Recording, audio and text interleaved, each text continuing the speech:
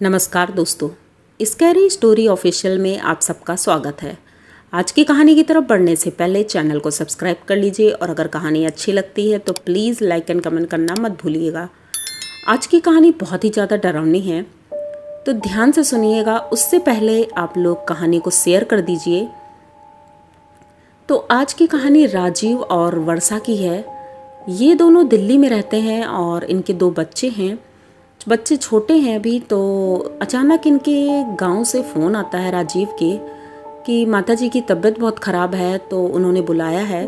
तो राजीव अपने ऑफिस से छुट्टी लेता है और रात के समय ही जब वो ऑफिस से घर आता है तो घर फ़ोन कर देता है पहले से ही कि वर्षा तैयार हो जाओ क्योंकि हमें गांव जाना है, मम्मी की तबीयत ठीक नहीं है।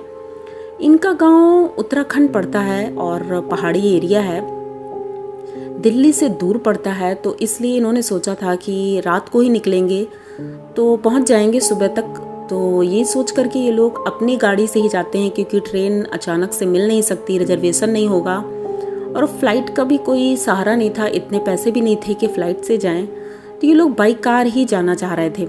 अब 10 बजे के आसपास ये लोग घर से निकलते हैं और चल देते हैं।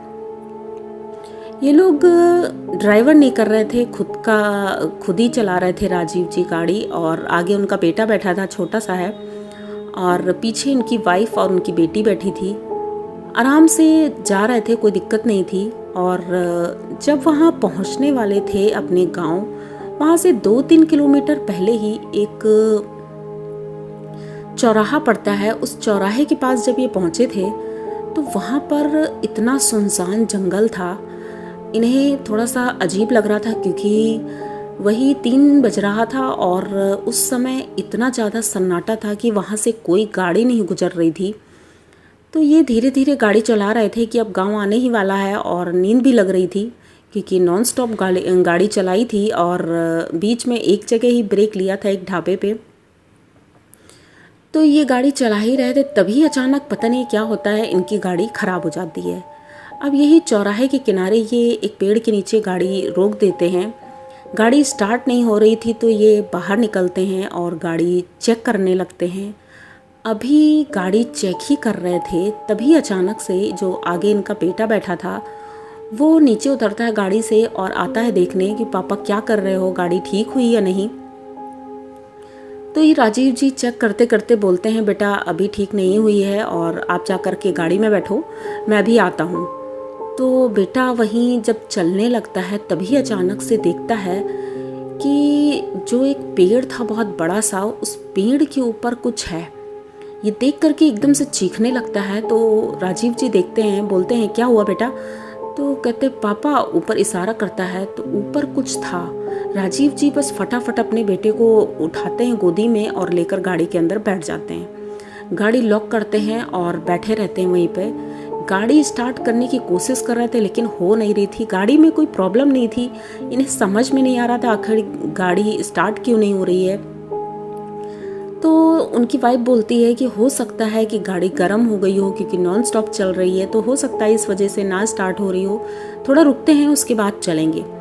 तब तक जो उनका बेटा था वो जो रो रहा था, तो उनकी वाइफ बोलती है क्या हुआ बेटा, क्यों रो रहे हो?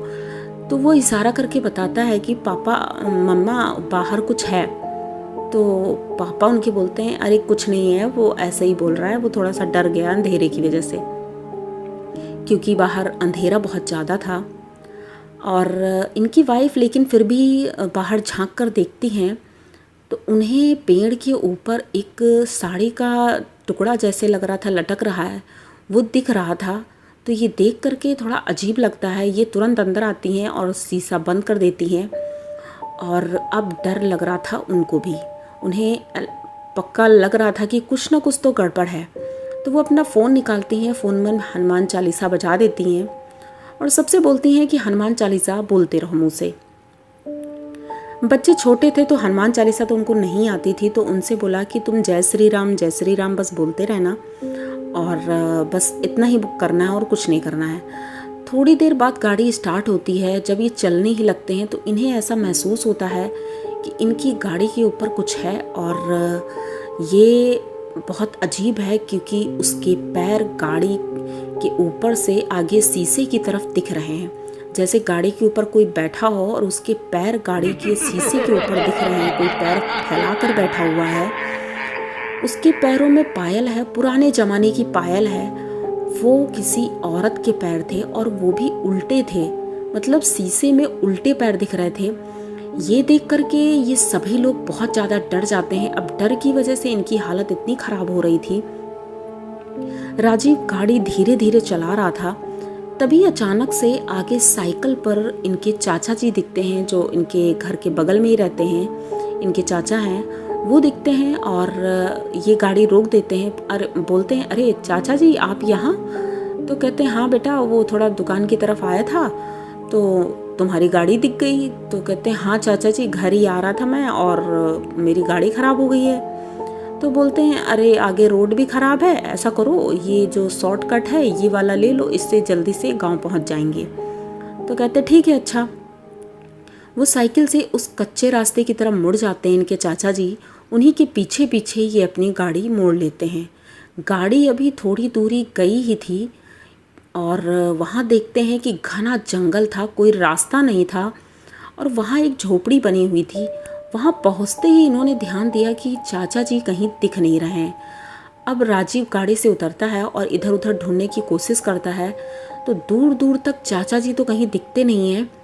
अब लेकिन इन्हें लग रहा था ये जंगल में फंस चुके हैं, क्योंकि गाड़ी बैक करने की कहीं जगह नहीं थी और उस झोपड़ी से अजीब अजीब सी आवाज़ें आ रही थी।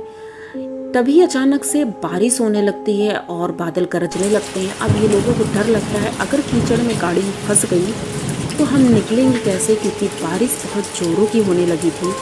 ये जाते हैं गाड़ी के अंदर बैठ जाते हैं और ट्राई कर रहे थे कि गाड़ी मुड़ जाए। बहुत कोशिश कर रहे थे पर गाड़ी मुड़ने की कोई जगह नहीं मिल रही थी। तभी अचानक से इतने सारे लोग आ जाते हैं जो इनकी गाड़ी बाहर से पीटने लगते हैं। शीशे के बाहर बहुत लोग दिख रहे थे जो इनकी गाड़ी को पीट रहे थे। राजीव हनुमान जी का नाम लेता जा रहा था और गाड़ी को बैक कर रहा था। फाइनली इनकी गाड़ी बैक हो जाती है और राजीव बहुत स्पीड में गाड़ी निकालता है। सोचता है अब आज जिएंगे या मरेंगे, एक ही काम हो सकता है, तो यहाँ मरने से अच्छा है कि हम यहाँ से निकलने की कोशिश करें। वो लोग इतना चिल्ला रहे थे, बाहर इतना शोर हो रहा था। दोनों बच्चे तो डर के मारे, उनकी हालत इतनी ख़राब हो रही थी कि बहुत रो रहे थे वो। उनकी वाइफ भी बहुत ज़्यादा डरी हुई थी। राजीव तो अपने आप को थोड़ा हिम्मत बंधाए थे और गाड़ी चलाने की कोशिश कर रहे थे। गाड़ी किसी तरह वहाँ से निकाल रहे थे, क्योंकि पत्थर इतने सारे थे बड़े बड़े, ऊपर से बारिश हो रही थी। किसी तरह इनकी गाड़ी रोड तक आती है और जब ये पीछे मुड़कर देखते हैं तो देखते हैं एक नहीं कम से कम 10-15 लोग थे जो इनकी गाड़ी के पीछे पीछे दौड़ रहे थे। इन लोगों ने अपनी गाड़ी बस रोकी नहीं, कहीं हनुमान चालीसा पढ़ते जा रहे थे और गाड़ी रोड पर आती है। बस वहाँ से राजीव अपनी गाड़ी की स्पीड बढ़ाते हैं और सीधे अपने गांव की तरफ निकलते हैं। गांव पहुँचने के बाद ये सोचिए कि घर से पहले ही एक चाय की दुकान मिलती है जो सुबह सुबह खुलती है। सुबह हो गई थी, अब वही 5 बज गया था।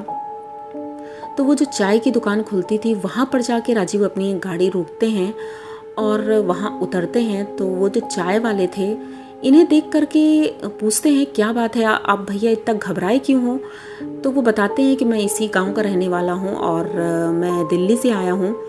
मेरे माताजी की तबीयत ठीक नहीं है तो वही मैं मिलने आया था। तो बोलते हैं, अच्छा मैंने पहचाना आप कौन हैं, आप उन्हीं के लड़के हैं ना? तो कहते हैं हाँ हाँ। तो कहते हैं आप इतनी मतलब घबराए हुए क्यों हैं, क्या बात है? तो राजीव ने पूरी बात बताई। तो उन्होंने बताया कि जिस रास्ते आप आ रहे थे वहाँ पर एक छलावा मिलता है जो किसी का भी रूप बदल लेता है और लोगों को छलता है। वो आपको उस जंगल की तरफ ले गया था जहाँ से निकलकर आना नामुमकिन है, क्योंकि वहाँ पर भूत प्रेत बहुत सारे आत्माएं वहाँ रहती हैं, जो या तो कोई इंसान वहाँ से आता है तो पागल ही हो जाता है या फिर वहाँ से जिंदा आता ही नहीं है। लेकिन आप पता नहीं कैसे वहाँ से वापस आ गए हैं। अब आप आ ही गए हैं तो आप स्वस्थ हैं और ठीक हैं। तो गांव में एक मंदिर है, वहाँ जा कर के दर्शन जरूर करिएगा और माताजी को नमन करिएगा और उसके बाद ही घर जाइएगा। तो ये बोलते हैं ठीक है। तो ये वहाँ से सीधे मंदिर जाते हैं और भगवान के दर्शन करते हैं। उसके बाद अपने घर जाते हैं, अपनी माँ से मिलते हैं। माँ की तबीयत फ़िलहाल कुछ ठीक थी, तो वहाँ 1-2 दिन रुकते हैं और सबको सारी बातें बताते हैं।